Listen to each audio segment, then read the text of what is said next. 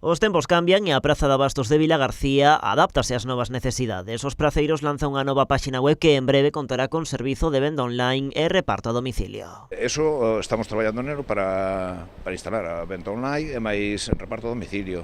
Empezamos agora por abrir a páxina web e estamos traballando xuntamente co Concello para esperemos que pronto podamos dar ese servicio ese. A intención dos praceiros é poñer en marcha o servizo de venda a través da web o antes posible. Marcan como reto telo activo antes do Nadal, aínda que recoñecen que é un obxectivo complicado. Entenden que é moi necesario lanzar este tipo de prestacións para aqueles que non teñen tempo para chegarse ao mercado físicamente. Nos entendemos que hai xente que por os horarios ou por as circunstancias que sexa non se poden acercar á plaza a comprar a un horario que temos. Entonces, pues, oye, é moi importante que se poden poñer en contacto con calquera de nós ou a través das redes facer a compra e poderla recibir na súa casa. No caso da entrega das compras a domicilio, a Asociación de Praceiros ten xa o modelo definitivo a través dunha empresa de reparto. Pensamos en principio cunha empresa de reparto, porque senón é moito máis complicado para nós, e logo para fora sí, iso xa é cunha empresa de reparto para fora daqui da comarca.